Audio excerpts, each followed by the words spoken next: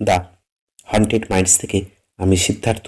আপনারা শুনছেন আজকের গ্রাম বাংলা ভূতের গল্প, শেষ রাতের অতিথি। রুদ্র, অর্ণব আর ইরা 3 বন্ধু ইউটিউবে ঘোস্ট হন্টিং চ্যানেল চালায়। নতুন কন্টেন্টের খোঁজে তারা চলে যায় শান্তিনগর নামের এক দূরবর্তী গ্রামে, যেখানে নাকি প্রতি নবচন্দ্র রাতে উদ্ভট ঘটনা ঘটে। গ্রামের প্রবেশদ্বারে বৃদ্ধ মল্লিক কাকু থামিয়ে বললেন, রাত নামার পর বাইরে থাকবেন না। শেষ রাতের অতিথি জেগে ওঠে। যারা দেখেছে তারা আর বাঁচেনি। ইরা হাসে, ধুর, এসব ভয় দেখানোর গল্প। কিন্তু রুদ্র মল্লিকের চোখে কাঁপুনি দেখে, একটু অস্বস্তি বোধ করে। ওরা উঠে থাকে গ্রামের শেষ প্রান্তে পরিত্যক্ত জোর বাড়িতে। 2 অংশে ভাগ করা পুরনো জমিদার বাড়ি, অর্ধেক ভেঙে পড়েছে, অর্ধেক অন্ধকারে ঢাকা। বাড়ির এক কোণ দিয়ে হাওয়া এলেই কেমন যেন কান্নার আওয়াজ ভেসে আসে। মনে হয় অনেকগুলো মানুষ একসাথে কাঁদছে। ক্যামেরা সেট করে তারা রাতের শ্যুট শুরু করে। ঠিক 12টা বাজতেই হঠাৎ করিডোরে লাল আলো জ্বলে ওঠে, কিন্তু সেখানে তো লাইটই নেই। একটু পরেই ছাদের ওপরে দাঁড়ানোর আওয়াজ।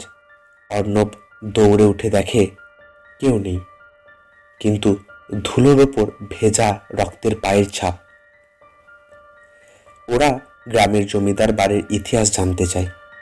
মল্লিক কাকু বললেন, এখানে একসময় রক্ত দেবতার পুজো হতো। প্রতি নবচন্দ্র রাতে একজন মানুষ বলি দিত জমিদার। শেষ বলি নিতে এসে অভিশাপ নেমে আসে। শেষ বলির শিকার ছিল এক গর্ভবতী মেয়ে, নাম সোহিনী। বলি দেওয়ার পর সে বলেছিল, শেষ রাতে আমি ফিরব, তোমাদের সবাইকে মারব। সেই রাত থেকে প্রতিটি নবচন্দ্র হলো কেউ নেই, কেউ নিখোঁজ হয়, শুধু রক্তমাখা কাপড় পাওয়া যায়। রুদ্র সিদ্ধান্ত নেয় আজকের রাতেই সত্য খুঁজবে, কিন্তু ইরা বলে, আমরা ফিরে যাই। অর্ণব চুপ করে, তার শরীর কাঁপছে। হঠাৎ ওরা লক্ষ্য করে অর্ণবের গলায় নীল দাগ, যেন কেউ চেপে ধরেছে। অর্ণব অচেতন হয়ে যায়, মুখ দিয়ে শব্দ বেরোয়, ওরা আসছে। ক্যামেরায় দেখা যায় বাড়ির পেছনের জঙ্গল থেকে ধীরে ধীরে অনেকগুলো মানুষের ছায়া এগিয়ে আসছে। প্রত্যেকের মুখ সাদা কাপড়ে ঢাকা। ছায়ারা বাড়ির সামনে দাঁড়িয়ে একসাথে বলে, বলি চাই, বলি চাই। দরজায় তীব্র ধাক্কা।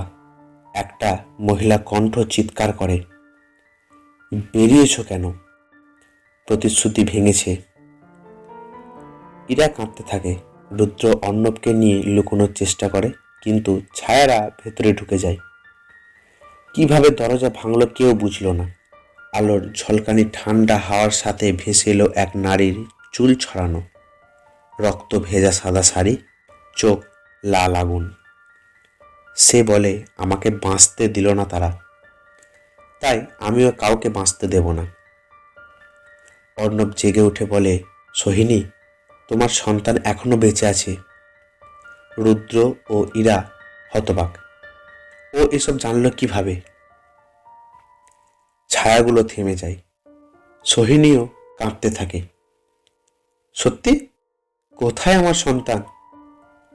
মল্লিক কাকু এসে বলল, আমি লুকিয়ে তাকে বাঁচিয়েছিলাম, এখন সে বড় হয়ে ডাক্তার।